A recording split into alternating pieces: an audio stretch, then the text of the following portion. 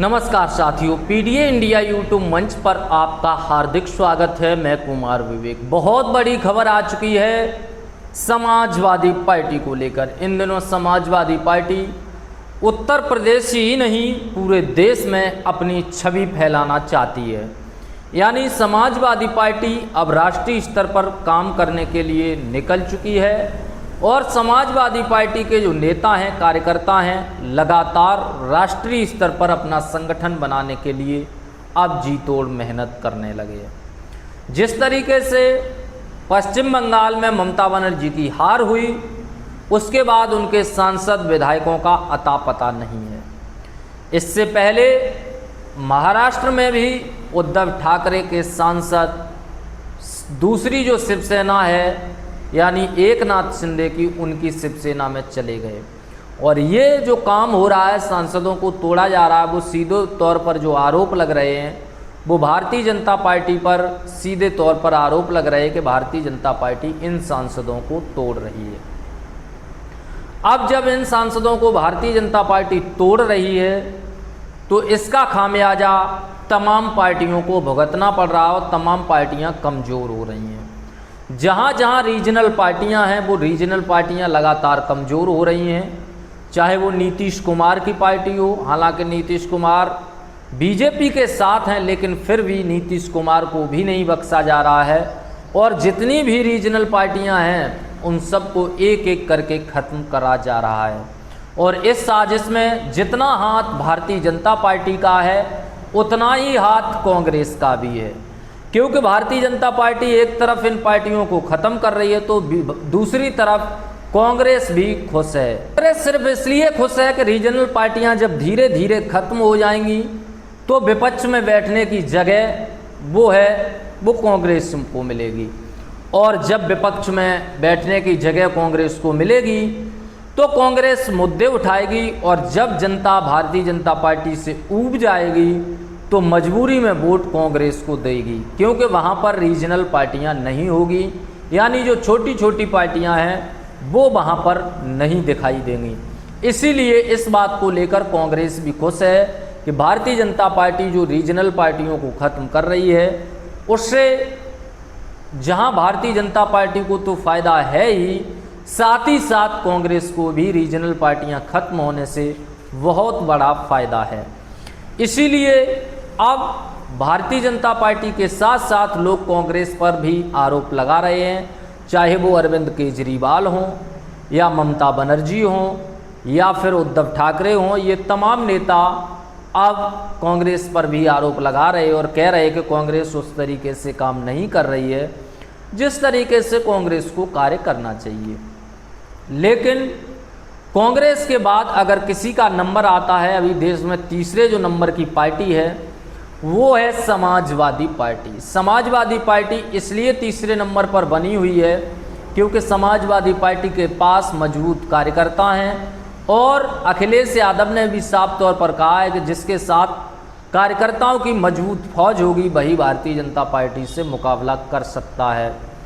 अब समाजवादी पार्टी भी कांग्रेस के भरोसे पर नहीं है, और तमाम जो दल हैं, जो रीजनल पार्टियां हैं, वो अब समाजवादी पार्टी को कांग्रेस के खिलाफ दिखाई दे रही हैं। यानी समाजवादी पार्टी को कह रही हैं कि आगे बढ़े।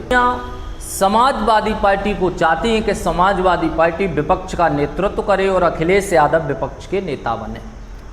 वहीं समाजवादी पार्टी अब कांग्रेस के भरोसे पर भी नहीं है।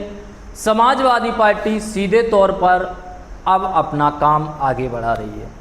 यानी समाजवादी पार्टी अब अपना जो संगठन है वो देश के हर प्रदेश में बढ़ा रही है, क्योंकि सबसे ज़्यादा जो एमपी हैं अभी समाजवादी पार्टी के हैं, और एमपी के साथ साथ समाजवादी पार्टी के साथ विधायक भी सबसे ज़्यादा हैं। यानी तीसरे नंबर पर सांसद भी समाजवादी पार्टी के हैं और तीसरे नंबर पर विधायक भी समाजवादी पार्टी के हैं। इसीलिए समाजवादी पार्टी अब आगे बढ़ रही है और आगे की तरफ देख रही है। समाजवादी पार्टी अब चाहती है कि पार्टी राष्ट्रीय पार्टी बने और आगे बढ़े, हर प्रदेश में समाजवादी पार्टी का संगठन हो। इसी को लेकर समाजवादी पार्टी ने अब अपना एक नया ऐलान किया है। पार्टी ने ऐलान किया है कि समाजवादी पार्टी अब बंगाल के अंदर भी अपना संगठन बनाने के लिए तैयार है। बंगाल में हो क्या रहा है, बंगाल के अंदर अभी ममता बनर्जी की सरकार गई और सरकार के जाते ही पूरी टीएमसी एक तरीके से खत्म हो गई। और जब टीएमसी खत्म हो गई तो अब विपक्ष में कोई आवाज़ उठाने के लिए नहीं बचा है। इसीलिए समाजवादी पार्टी ने अपना संगठन का विस्तार पश्चिम बंगाल में बनाना शुरू कर दिया है और बीजेपी के खिलाफ अपना संगठन तैयार कर रही है समाजवादी पार्टी। क्योंकि समाजवादी पार्टी के लिए पश्चिम बंगाल एक अच्छा प्रदेश हो सकता है, क्योंकि समाजवादी पार्टी का वोट बैंक जो है उसका बेस बंगाल में बहुत अच्छा बने। समाजवादी पार्टी का जो वोट बैंक है वो बंगाल में बहुत तेज़ी से बढ़ जाएगा, क्योंकि समाजवादी पार्टी सबसे पहले बंगाल में आगे बढ़ेगी। इसलिए आगे बढ़ेगी क्योंकि वहाँ पर समाजवादी पार्टी का यूपी की तरह मजबूत वोट बैंक दिखाई देगा, क्योंकि समाजवादी पार्टी के साथ मुस्लिम भी जुड़ेगा और यादव भी जुड़ेगा, ओबीसी समाज भी जुड़ेगा। इसीलिए समाजवादी पार्टी बंगाल में आगे का कार्य कर सकती है। समाजवादी पार्टी ने अब पश्चिम बंगाल में बहुत बड़ा ऐलान कर दिया है और ये ऐलान किया है प्रदेश अध्यक्ष का। दरअसल समाजवादी पार्टी ने बंगाल के अंदर प्रदेश अध्यक्ष पद पर श्रीकांत के.आर. घोष, अमित के.आर. घोष, निवास 46, उमाचरण बोस लेन, शिवपुर, जिला हावड़ा, पश्चिम बंगाल को प्रदेश अध्यक्ष नामित किया है। यानी समाजवादी पार्टी ने श्रीकांत के.आर. घोष को नया प्रदेश अध्यक्ष बंगाल के अंदर बना दिया है। और समाजवादी पार्टी का जो घोष है वो यादव बोले जाते हैं। वैसे तो समाजवादी पार्टी के लिए ये वोट बैंक खासकर अच्छा साबित होगा, लेकिन सयोनी घोष हों या फिर हम तमाम बड़े बड़े नेता हैं, सदगोप, गोप, घोष, ये यादव समाज में आते हैं और यादव समाज की संख्या लगभग 14 से 15% पश्चिम बंगाल के अंदर है। इसीलिए यहाँ पर समाजवादी पार्टी बहुत मजबूती से आगे बढ़ेगी और जो के.आर. घोष साहब को प्रदेश अध्यक्ष नामित किया है, इसीलिए समाजवादी पार्टी ने इनको प्रदेश अध्यक्ष बनाया है।